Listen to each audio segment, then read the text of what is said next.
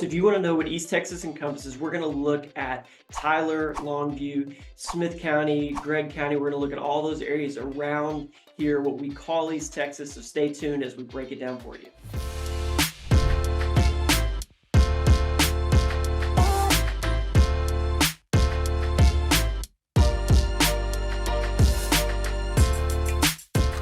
Today, we're going to look at East Texas. We're going to look at Tyler, Smith County. We're going to look at Longview, Gregg County. We're going to look at those towns surrounding it, give you a sense of their population, the median price point, how close they are to one another, and things like that. We're going to give you an aerial. We're going to look at the map and just kind of let you see where everything is. So if you haven't already, make sure you like our channel. If you'll also subscribe to notifications, that way you'll get an alert when the newest videos come out as we continue to break down everything East Texas.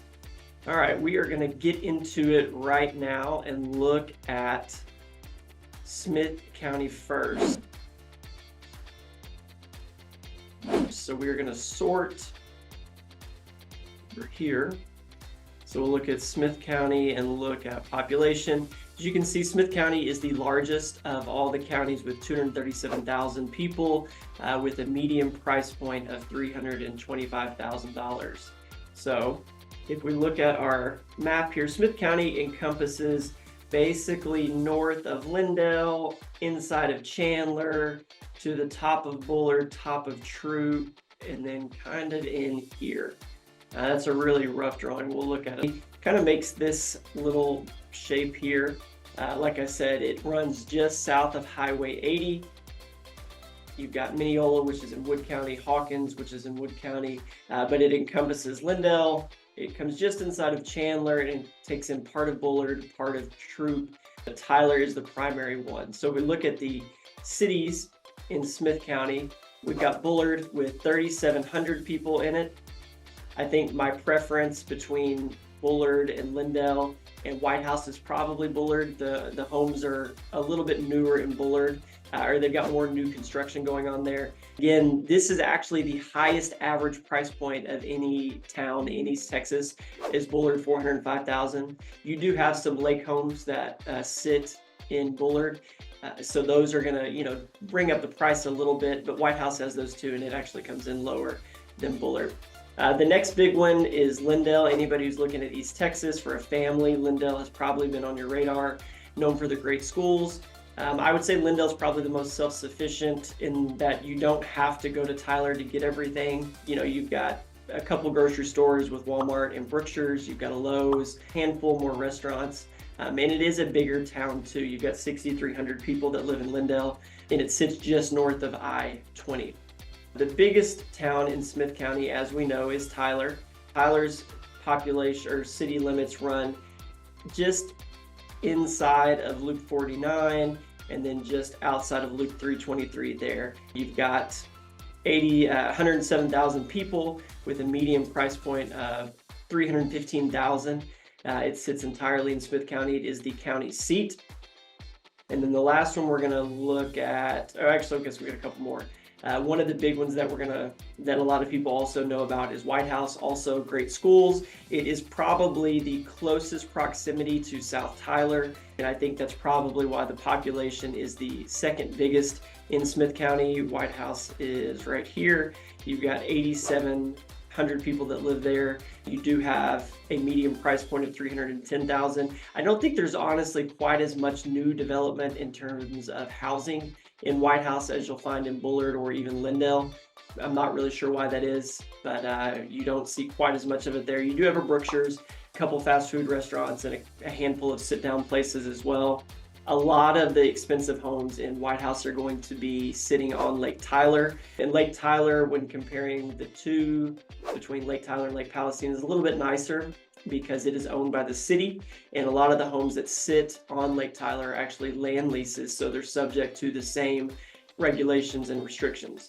The other little town over here, so if you look at a map, just kind of understanding where White House, Bullard, and Troop, they kind of all sit there. You got a little small town called Mixon in between, but if you're heading south towards White House, if you just keep going, you'll hit Troop.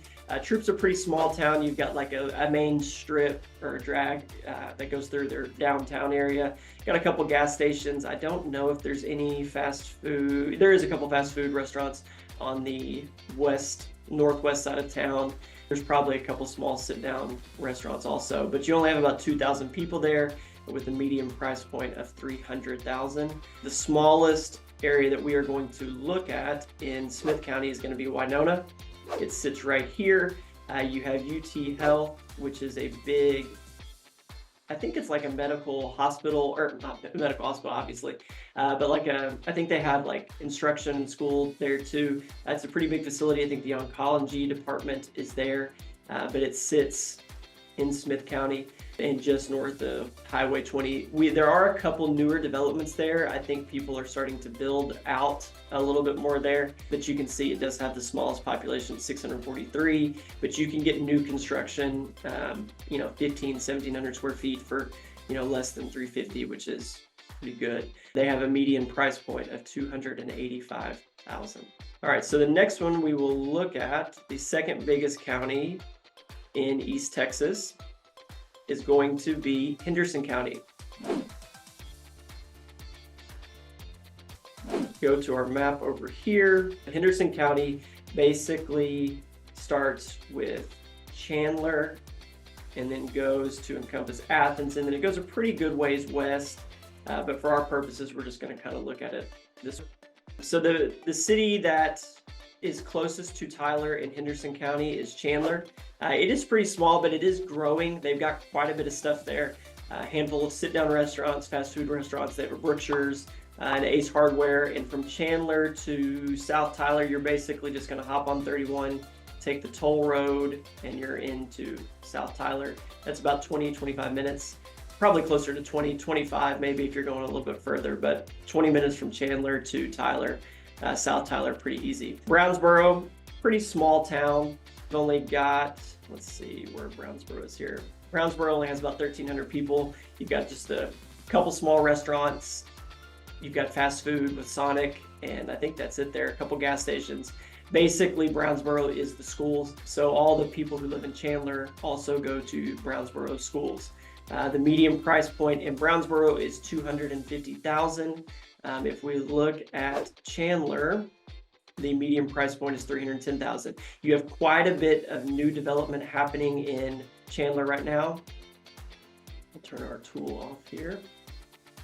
All right, so there's Henderson County. As you can see, it does go a little bit further west, but it encompasses a little bit less north and south, but a little bit more east to west. So you can see Chandler right here. Brownsboro is kind of just a blip on the map, and then Athens. We go back to this map over here. So if we look at Chandler more specifically, you can see their Brookshires there. They are starting to build out a little bit more in the south portion. You've got Hunt Homes, who's probably the biggest home builder in East Texas, has a development over here, and then Conaway Homes, who does a lot of really great affordable new construction. And then additionally, D.R. Horton, one of the biggest builders in the country, has started to build over here. So you do have a lot of new development and growth in Chandler. Chandler actually has some of the highest taxes, if not the highest, in East Texas. But I do expect this area to continue to grow over the next 5 to 10 years because of its proximity to Tyler. And we are seeing some stuff grow on the west side of town too. So I think eventually that could push into Chandler. So I think Chandler is probably an area that maybe is undervalued right now. Again, looking at Henderson County, Brownsboro is just kind of a drop on the map. Edom is actually a smaller area than Brownsboro, but it does have a bigger city, as you can see that with the white lines. The biggest town in Henderson County is Athens. So Athens is probably the most self-sufficient when looking at these type of places because of its isolation. You're 45 minutes from Tyler, you're probably an hour from Dallas, probably 30 minutes to Corsicana, probably 40 minutes to Kaufman. So Athens is just a little bit more isolated, but you have everything you need there. You have retail stores, you have restaurants. They even have a loop to make travel pretty easy around Athens. You can see the price point there is $265,000. You've got almost 13,000 people living in Athens. So it's not small relative to some of these other places, but it's not that big either. So the next one we're going to look at is going to be Harrison County. So if we go back to our map over here, Harrison County sits just east of Longview, and actually part of Longview is in Harrison County. Harrison County encompasses Marshall, Hallsville, and the eastern portion of Longview. It's going to run all the way to the Louisiana border. So if we look at Harrison County here, the biggest one in there is going to be Marshall. You've got a population of almost 23,000 people. The lowest median price point at 180,000 people. Marshall's kind of an older town. I don't think there's quite as much development there. Just not as much reason to move there. It does sit pretty far out. It's 30 miles east of Longview, probably at least. You're an hour and 15 minutes from Tyler. Just heading up 20, and then you're probably 45 minutes to Shreveport. So it kind of sits on its own there. You'll have everything that you need to survive with, grocery stores, all that kind of stuff. Hallsville is probably some of the more desirable areas around, one of the more desirable areas around Longview. Pretty good schools. I would equate it to a Bullard type place. People are wanting to move there because the schools, and they do have more newer housing and whatnot. Honestly, the houses that you're paying $354 for at Hallsville are going to be the equivalent of what you're paying $405 for in Bullard. So you probably do get a little bit better value. You're about, realistically, honestly, maybe not much further from Longview than say Bullard is, or a little bit closer than Lindell. But it's just on the east side of Longview. Again, very good schools, but their median price point is $354. So you've got a pretty good higher average price point, one of the highest in the area. So that is Harrison County. We did Marshall and Brownsboro, or Marshall and Hallsville. The next biggest one we've got is going to be Zandt County. So Zandt County is Canton, Van, and those places. Canton being the county seat. It's a pretty small area. It also encompasses Grand Saline, Wills Point, and Edgewood and Fruitville, all along Highway 80, very small towns. But we're going to look at Canton first. About 4,300 people. Its claim to fame are the first Monday Trades Day. It's the biggest flea market in the country. It's always fun to go to. It sits about right in here, it's north of 20. So 20 runs north of Canton here, and it sits right in here. So it's a worthwhile trip. Anybody who lives in East Texas, I definitely recommend you checking out First Monday. Canton has quite a bit of stuff. They've got a nice downtown area, several sit-down restaurants, and at 4,300 people, it's probably got quite a bit in terms of being self-sufficient, and largely because it is kind of isolated. There's not a lot of bigger towns next to it, so by necessity, it does have to have those things. The other town we are going to look at is Van. Van is pretty small. It sits just east of Canton, but it's north of I-20. You can see it here on our map. Van is probably, almost literally half the size, but I feel like there's actually less in Van in terms of like necessities and things like that than Canton. As you can see, Canton actually has one of the second highest, or it's tied with Hallsville rather, for the median price point at $350,000. There is a lot more new development in and around Canton. I don't know what that population growth looks like relative to the past census, because this is all 2021 data, so these numbers are all likely higher. But Van, again, is a pretty small area. Not much is there. You're about 30-40 minutes from Tyler, and probably 15-20 minutes to Canton, where a lot of those people will go get their stuff. But basically, Van, you can just hop on I-20 and then hit 49 and then get into Tyler that way. It's not a very big community for sure. But they're the Van Vandals, they're red, and they've got a little bit lower medium price point because they do have older homes there, not as much new development, $243,000, making it pretty affordable. All right, so if we look at Rusk County, that's going to encompass Henderson and part of Kilgore. So looking at those two, Rusk sits east of, Rusk County rather, sits east of Smith County. I believe Henderson is the county seat, in fact, but Henderson has a pretty big population because it's kind of far from everything too. You're 45 minutes to Longview, 45 minutes to Tyler. You've got 13,000 people, median price point of $233,000. You don't have a ton of new development in Henderson. But you do have everything that you need there, from Walmart, groceries, and that kind of stuff. It's a pretty self-sufficient area to where you don't have to get out. They do even have a movie theater, which is nice. So you do have some entertainment, but for a town of 13,000, it's not bad.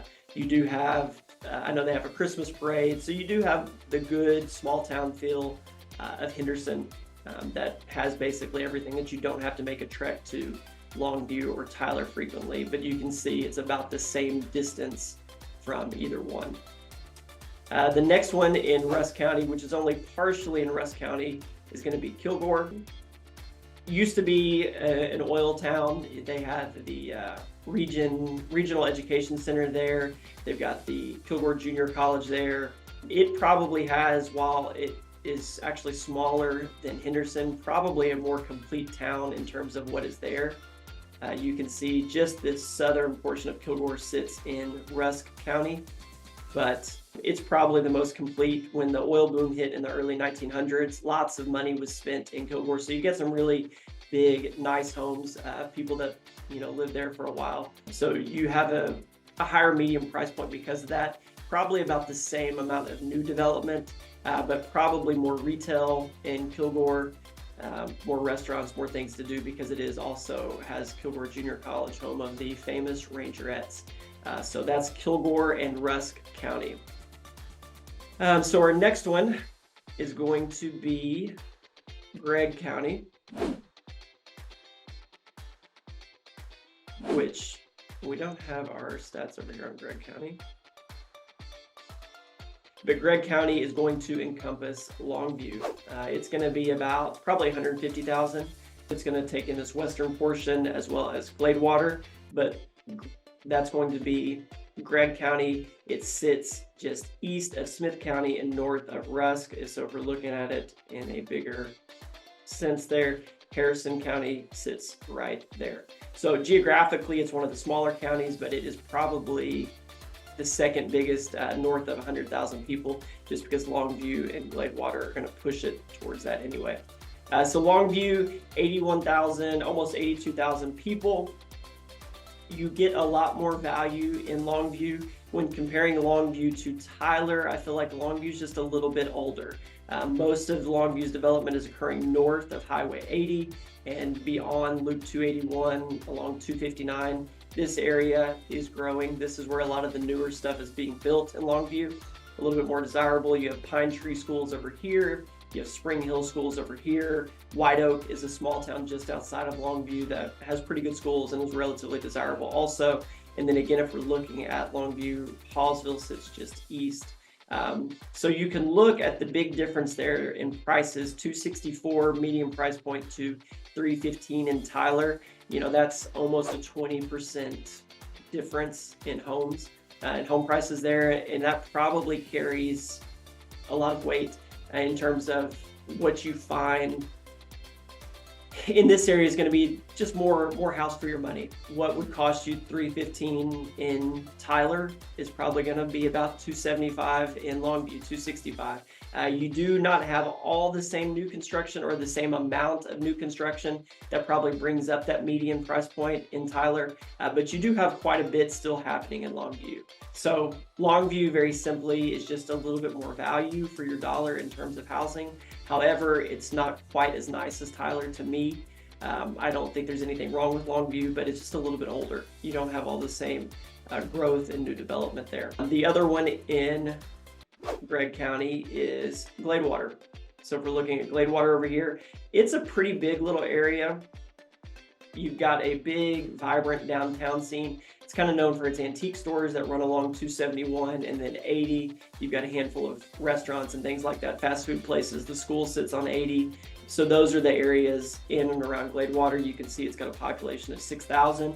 I don't know of any new development outside of like maybe one-off projects and things like that in Gladewater being built. You've got mostly older homes in there, but you do have areas outside of Gladewater that are going to have more land and things like that. So if you're going to Gladewater, you're probably getting something outside of the city anyways, and it's going to sit on, a little bit bigger lot and that kind of thing. So if we look here, you can see the northwest portion of Gladewater is going to sit in Upshur County, and then the rest of it's going to be in Gregg County.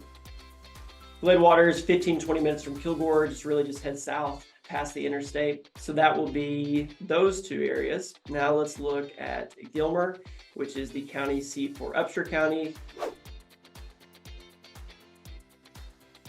Pretty familiar with Gilmer. I like Gilmer as a town. It is actually, I would say, relative to some of these others, probably growing the fastest in terms of what they're doing in town there. You've got almost 5,000 people there with the median price point of $238, so it is a little bit more expensive than Gladewater, and to me that tells me that it's probably just got a little bit nicer homes or a little bit nicer feel. These are not direct correlations to the niceness of the town, but their real estate prices are going to kind of dictate relative to each other which ones are more desirable. So Gilmer, like I said, known for football. They've got a pretty cool downtown area. They've kind of revitalized that, where most of those stores are now filled and whatnot. They've got restaurants, they've got some retail, they've got a Walmart, Brookshire's, lots of restaurants and things like that. You're about 20 minutes from Longview, just basically down 300 to get to the north side of Longview, which is where you kind of want to sit. To me, this would probably be the equivalent of Jacksonville, but nicer, but you're not too far to get there. Additionally, in Upshur County, we've got Big Sandy, which is pretty small. This is kind of where a lot of because of Smith County being dry, you used to have a handful you got liquor stores that sit right here. They're known used to have a really good football team. Lovie Smith, famous coach, is from Big Sandy, but there's not really much there. It's kind of just a small stop if you're headed to Gilmer. Along the way, it takes 155 and will carry you through there. As you can see, the average price point is $205,000. I don't know of any new development, new homes being built in Big Sandy. There might be, like I said, one or two, kind of like Gladewater, if somebody's got a lot in their building.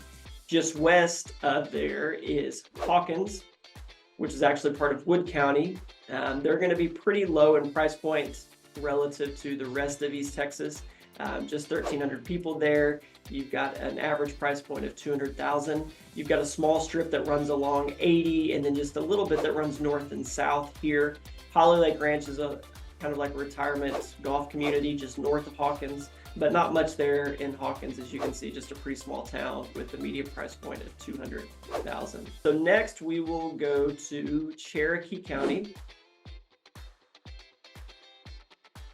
which will encompass part of Bullard, the southern portion of Bullard, and Jacksonville and Rusk, and then it actually swings pretty far south all the way to Alto. But for our purposes, we're just going to look at Jacksonville and Bullard again. So Bullard fits on the southern portion of Cherokee County here. Jacksonville is the heart of it. So we looked at Bullard already. Looking at Jacksonville, you've got about 14,000 people. They are starting to have a little bit more new development. They've got some newer stuff the further south in town you go, known for the Tomato Fest that they have there annually. You've got a median price point of $210,000. I actually think Jacksonville is maybe an area that's pretty undervalued relative to a lot of East Texas. Maybe not quite as much as Chandler because of its proximity. You know, you're really no more than 30 minutes to South Tyler from Jacksonville, and you can get some very affordable homes there, probably in the neighborhood of 20% more value in Jacksonville for what that home would buy you in South Tyler. So it's the seat. Now, actually, Rusk may be the seat. I'm not sure, but it's one of the bigger towns in Rusk County, or Cherokee County rather, and Rusk is a little bit smaller, probably about 7,000 or 8,000. But Jacksonville has everything you need. You do have lots of retail, lots of sit-down restaurants, additionally plenty of fast food places. It's a bigger school. They are in the same district with White House, but again, 30 minutes to South Tyler. So that's all we'll look at in Cherokee. So then if we go to Wood County, we talked a little bit there about Hawkins. The next one we will look at is Mineola. So Wood County sits just north of Smith County. As you can see, the dividing line kind of runs right along there before you get to Mineola. And I used to live in Mineola. It's got a pretty cool downtown area too. They've got a handful of antique stores, a couple, restaurants in that downtown area. They've got about 5,000 people. There are a few newer developments in Mineola, some new construction being built there. So it's probably an area that we could expect to continue to see growth. They've got a median price point of $265,000. You are from Tyler, from the north side of Mineola. It used to take us about 40 minutes to get to Tyler. So you're a little bit further, but it's not a bad little town. You do get decent value. You don't have the same amount of homes to choose from and things like that, but in terms of size, like not a lot of the newer construction is going to be sub 2,000 square feet, but it is an area that I do continue to see, that I expect to see growth over the long haul. So I think that will cover about everything. We hit on Longview, Tyler, Chandler, Kilgore, Winona, Hawkins, Troop, Gilmer, Gladewater. Yeah, so we wrapped up all of it there. So I hope that was helpful, just kind of giving you where things are in East Texas relative to each other. The furthest points, say, that we looked at, Athens to Marshall, you're probably about 2 hours. You're not going to be too far from anything within East Texas. Marshall sits just 40 minutes west of Shreveport. Athens sits just an hour east of Dallas. So that's kind of what we would look at in terms of the western and eastern boundaries of East Texas. If we look north, for me, I kind of would put Mineola kind of at the top of it, because once you go north of Mineola, it's kind of, to me, considered Northeast Texas. South of Jacksonville kind of becomes Southeast Texas. You've got Palestine and Rusk, which are areas that I cover, but just for our purposes in this and helping you understand where these communities are relative to each other. Again, Tyler and Longview are going to be the two biggest communities in East Texas. But I hope this video was helpful. Make sure that you like our channel and subscribe to notifications. That way, as more videos come out, you're going to be the first to know as we continue to break down everything East Texas. If you've thought about buying a home, as a real estate agent, I would love to help you. I do specialize in working with people relocating to East Texas. So I've helped lots of families make this big jump. Having lived here as long as I have, feel like I'm a great resource and would love to help you make that trip.